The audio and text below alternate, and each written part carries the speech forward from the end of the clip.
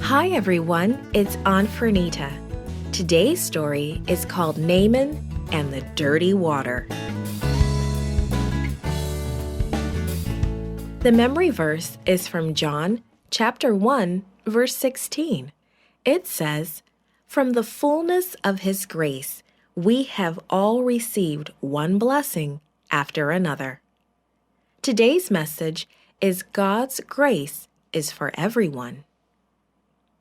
Can you do something for me?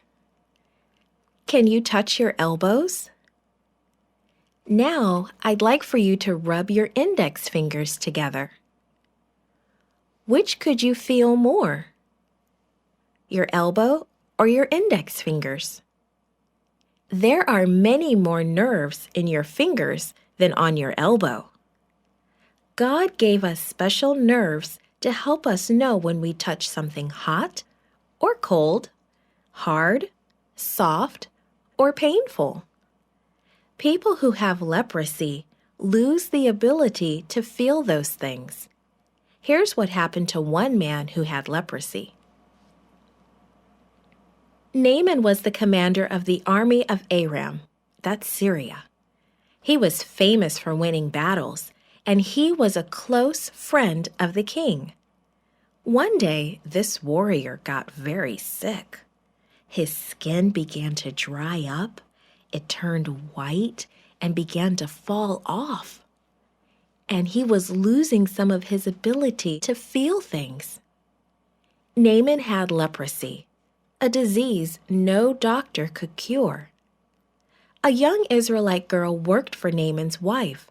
She was a captive from one of Aram's raids against Israel. The girl now lived far away from home, among Israel's enemies. But she had not forgotten the great things God had done for Israel. "Why doesn't my master Naaman go to ask the prophet in Israel to heal him? Elisha could ask God to cure the leprosy," she asked Naaman's wife. Naaman had seen every doctor in Aram. He tried every medicine. Nothing had worked. Elisha was his last hope.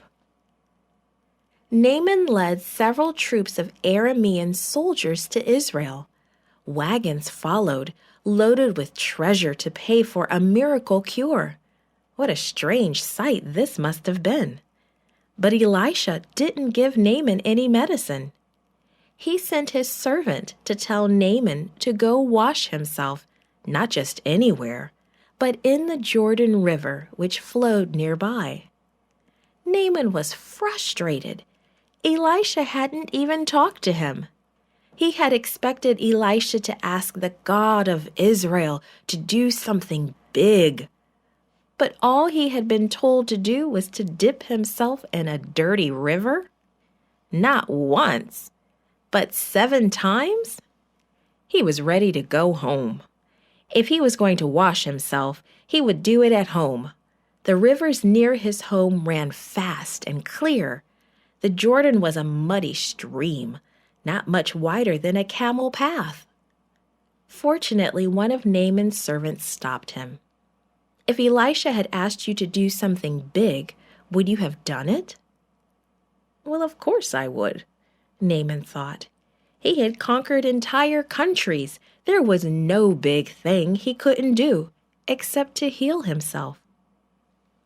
The servant continued, "Then what is so hard about doing such a little thing?" Naaman thought about it. Then he made up his mind. He would do what God's prophet said. He went to the Jordan River. 6 times he lowered himself into the water. Nothing happened. As he rose from the water a 7th time, something had changed. His pale, dry skin was gone. He was covered with the soft, healthy skin of a young man.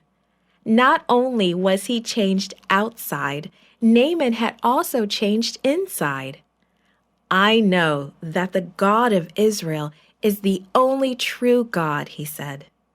Only the love of God could make a captive servant girl be kind to her captors. Only the power of God could work miracles through the prophet Elisha. Only God's grace could heal a foreign warrior of his sickness. God wants to give his gifts of grace to everyone, including you. This podcast is read by Franita Buddy for Gracelink.net. Created and produced by Falvo Fowler. Post-produced by Faith Toe at Studio El Piso. The theme music is by Clayton Kinney. Animation and artwork by Giogo Godoy. The audio engineer was Karel Holness. For more information, please visit Gracelink.net.